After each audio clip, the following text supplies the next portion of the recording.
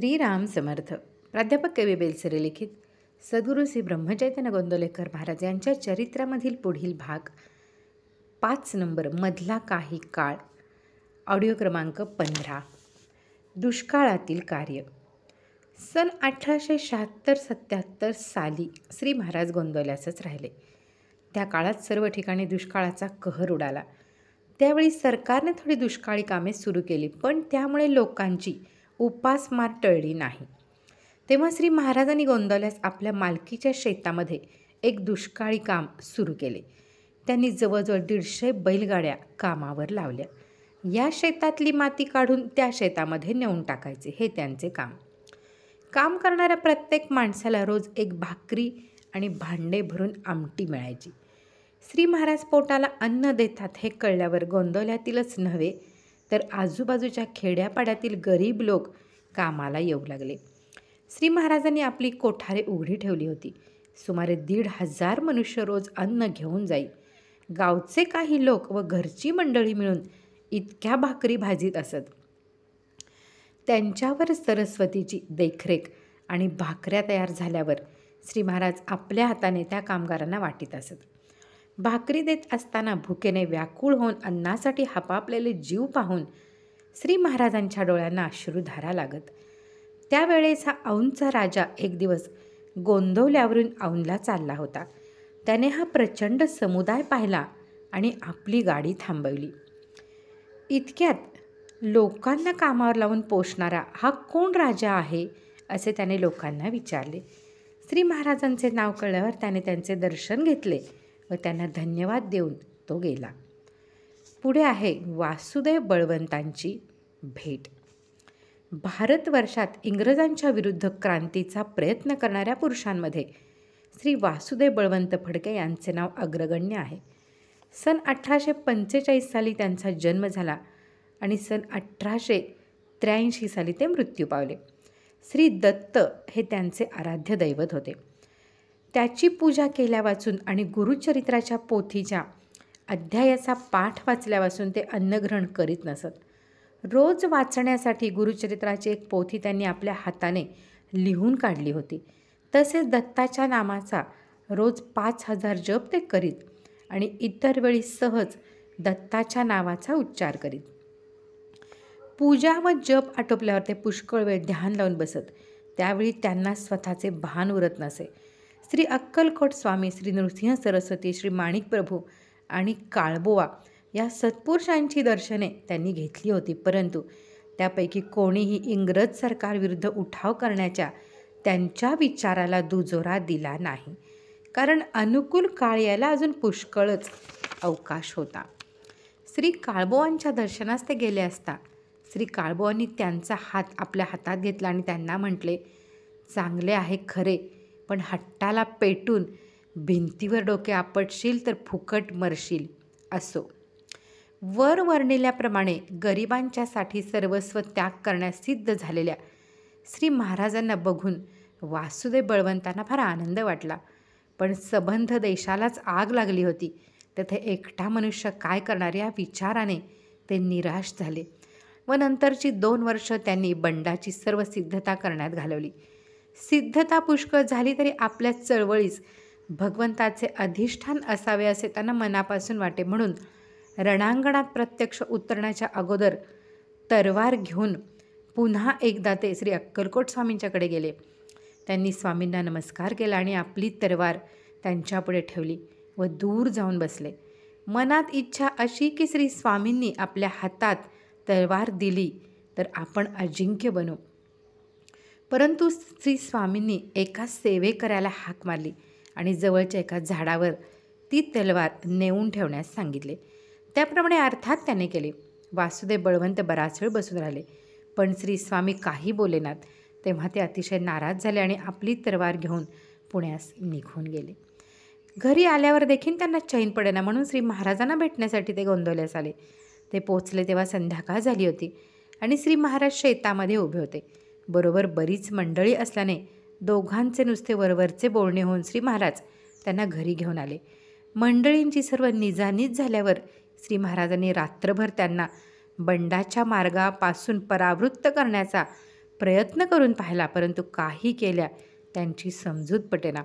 तरी दोघेही समवयस्क असल्याने श्री महाराजांनी त्यांना फार प्रेमाने व आपुलकीने वागवले आणि अतिजीव तोडून उपदेश केला. दुसऱ्या दिवशी ते परत निघाले. त्यावेळी पुढील संभाषण झाले. वासुदेव बळवंत बोलले, मी सगळी तयारी केली आहे. माझी माणसे देखील तयार आहेत. तुम्ही रामदास आहात, मी शिवाजी बनतो, मला तुम्ही मदत करा. यावर श्री महाराज हसले आणि त्यांना म्हणाले, छे छे, मी रामदास नाही आणि तुम्ही शिवाजी होऊ शकणार नाही. सध्याचा काल आपल्याला अनुकूल नाही. आपली शक्ती फुकट दवडू नका. तुम्ही भगवंताची उपासना करीत राहा, म्हणजे तुमच्या कार्याला जास्त जोर चढेल. अनुकूल काळ यायला जरा अवकाश आहे. श्री महाराजांचे हे शब्द ऐकून वासुदेव बळवंत फार चिडले आणि आहारे साधू असे म्हणून त्यांनी श्री महाराजांच्या तोंडापुढे हात ओवाळले आणि ते तडक पुण्याला चालते झाले. पुढे थोड्याच दिवसात त्यांनी बंडाचे निशाण उभारले आणि अल्पावधीत जिकडे तिकडे आपले नाव गाजवून टाकले. शेवटी सन 1879च्या जुलै महिन्यात सरकारने त्यांना विश्वासघाताने पकडून त्यांच्यावर खटला भरला. वासुदेव बळवंतांना सरकारने कैद केले. ही बातमी श्री महाराजांच्या कानावर आली तेव्हा ते इतकेच बोलले, अरे रे, आपल्यापैकी चांगल्या माणसाचा घात झाला. भगवंताने यापुढे त्यांचे फार हाल करू नयेत. 4 वर्षानंतर सन 1883 साली ते एडनला कैदेतच वारले. पुढे आहे पुत्रजन्म व पत्नीचा मृत्यू. याच सुमारास सरस्वतीला दिवस राहिले. या गोष्टीचा खरा आनंद कोणाला झाला असेल तर तो गीताबाईंना होय. त्यांनी अनेक परींनी आपल्या सुनेचे कौतुक केले. 9 महिने पूर्ण झाल्यावर ती बाळंत होऊन तिला मुलगा झाला. तो हुबेहूब श्री महाराजांच्या सारखा दिसे. म्हणून त्याला पाहून गीताबाईंना श्री महाराजांच्या तान्हेपणाची आठवण होई. आपल्या नातवाचे बारसे मोठ्या थाटाने करावे असा त्यांचा हेतू होता. परंतु श्री महाराजांनी बारसेच करण्याचे टाळले. घरच्या व गावच्या सर्व लोकांना हे चमत्कारिक वाटले खरे, पण सरस्वती मात्र भवितव्यता पूर्णपणे ओळखून होती. 1 वर्षाच्या आतच तो मुलगा परलोकवासी झाला. नंतर थोड्या दिवसांनी सरस्वतीला ताप येऊ लागला. तापाचा जोर विशेष नव्हता, तरी तिचा अंतकाल समीप आल्याचे श्री महाराजांनी मोठ्या खुबीने तिला सुचवले. त्या प्रसंगात निर्भयपणे तयार राहण्याइतके उपासनेचे तेज तिच्यापाशी खास होते. शेवटचा दिवस आल्यावर तिने स्वतःला स्नान घालवण्यास सांगितले. ती आपल्या सासू सासऱ्यांच्या पाया पडली. नंतर तिने श्री महाराजांच्या पायाचे तीर्थ घेतले आणि सिद्धासनावर बसून नाम घेत शांतपणे प्राण सोडला. पुढे आहे रावजींचे देहावसान. सरस्वती वारल्यानंतर श्री महाराज प्रवासाला निघून गेले. जिजीबाई फार आजारी आहे असे कळल्यावरून ते इंदूरला गेले. काही दिवसांनी एके दिवशी श्री महाराजांनी दुपारी 4 वाजण्याच्या सुमारास सर्व मुंडन केले. ते पाहून लोकांना फार आश्चर्य वाटून असे करण्याचे कारण विचारता श्री महाराज त्यांना बोलले, आज आमचे वडील वैकुंठवासी झाले. इकडे गोंदवल्यास रावजी वारल्यामुळे गीताबाईंना फार दुःख झाले आणि श्री महाराज तेथे नसल्यामुळे त्यामध्ये आणखी भर पडली.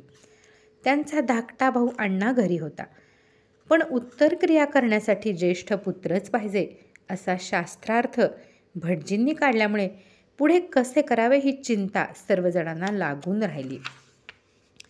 अशा परिस्थितीत बरोबर 10व्या दिवशी श्री महाराज गोंदवल्यामध्ये हजर झाले. त्यांनी वडिलांची उत्तरक्रिया यथासांग केली व आईचे दुःख हलके केले. पुढे आहे द्वितीय विवाह. 3-4 महिने असे गेल्यावर त्या काळच्या रिवाजाप्रमाणे श्री महाराजांना मुली सांगून येऊ लागल्या. कोणते तरी निमित्त पुढे करून श्री महाराजांनी बरेच दिवस ते टाळले. एक दिवस आई त्यांना म्हणाली, अरे गणू, अजून तुझे लग्नाचे वय आहे. यावेळी श्री महाराजांचे वय 30-32 वर्ष असावे. तू पुन्हा लग्न करावेस अशी माझी फार इच्छा आहे. नाही म्हणू नकोस. श्री महाराजांनी आईला उत्तर दिले, मी तुझे ऐकेन, पण ते एका अटीवर. मुलगी मी स्वतः पसंत करीन. ते या अटीला आईने कबुली दिली. गोंदवल्यापासून बऱ्याच कोसावर आटपाडी नावाचे गाव आहे. तेथे सखाराम पंत देशपांडे नावाचे एक सुखवस्तू गृहस्थ होते. त्यांना 5-6 मुलीच होत्या. त्यापैकी एक मुलगी जन्मापासून आंधळी होती. या मुलीच्या लग्नाबद्दल सखाराम पंतांना फार काळजी वाटे. श्री महाराजांनी पुन्हा लग्न करण्याचे आईजवळ कबूल केल्यावर ते एक दिवस उठले आणि आटपाडीला देशपांड्यांच्या घरी गेले. श्री महाराज आपल्या घरी आलेले पाहून सखाराम पंतांना फार आनंद वाटला. त्यांनी श्री महाराजांचा मोठा आदर करून असे अचानक येण्याचे कारण विचारले. श्री महाराज म्हणाले, तुमच्याकडे लग्नाच्या मुली आहेत ना? आमच्यापैकीच एकाला लग्न करायचे आहे, म्हणून मी मुलगी पाहायला आलो आहे. लगेच त्यांनी आपल्या 3-4 मुलींना आणून श्री महाराजांच्या समोर उभे केले. तेव्हा श्री महाराजांनी त्यांना म्हटले, तुमची एक आंधळी मुलगी लग्नाची आहे असे मी ऐकतो, तिला बाहेर आणा. सखाराम पंतांनी आपल्या आंधळ्या मुलीला बाहेर आणून बसवले. श्री महाराजांनी तिला पाहून ती आपल्याला पसंत आहे असे सांगितले. नंतर श्री महाराज बोलले, सखाराम पंत, मी स्वतःच लग्न करणार आहे. ही मुलगी मला पूर्ण पसंत आहे, परंतु मी हा असा गोसावी. तेव्हा तुम्ही नीट विचार करा आणि मग मुलगी मला द्यायची असेल तर द्या. आपल्या आंधळ्या मुलीला मागणी घालण्यासाठी स्वतः श्री महाराजांच्या सारखा वर आपण होऊन चालत आलेला पाहून सखाराम पंतांचे आश्चर्य आणि आनंद गगनात मावेना आणि त्यांनी ताबडतोब संमती दिली. घरी परत आल्यावर श्री महाराजांनी आपण लग्न ठरवून आल्याचे आईच्या कानावर घातले व ते ऐकून आईला देखील बरे वाटले. पुढे मुहूर्ताच्या तिथीवर श्री महाराज एकटेच आटपाडीला गेले आणि लग्न करून परत घरी आले. आल्याबरोबर त्यांनी मुलीला आईस नमस्कार करण्यासाठी तिच्या पुढे नेली आणि ते म्हणाले, आई, ही बघ, तुला नवीन सून आणली आहे. ही सून अशी आहे की ती कधी डोळावर करून तुझ्याकडे पाहणार नाही. आईने मुलीच्या तोंडाकडे पाहिले तर ती दोन्ही डोळ्यांनी आंधळी. तेव्हा तिने आपल्या कपाळावर हात मारून घेतला आणि आता हसावे की रडावे हे तिला कळेना. ती एवढीच बोलली, गणू, तू केव्हा काय करशील याचा भरवसा नाही बाबा. बरे, आता झाले ते झाले. मुलीचे माहेरचे नाव यमुना होते, ते बदलून पुन्हा सरस्वतीच ठेवले. दुसरे लग्न झाल्यावर श्री महाराज गोंदवले असत 4-6 महिने राहिले. एवढ्यामध्ये त्यांचा धाकटा भाऊ अण्णा कालवश झाला. त्याच्या दुःखाचा जोर कमी होत आहे तोच त्यांची धाकटी बहीण मुक्ताबाई, जी खातवळला दिलेली होती, ती वारली. अशा रीतीने अगदी थोड्या काळामध्ये घरातील 3-4 माणसे मृत्युमुखी पडली व गीताबाईचा जीव अगदी पोळून निघाला. पुढे आहे एक जीवावरचा प्रसंग, ते आपण पुढे पाहूयात. श्रीराम जय राम, जय जय राम.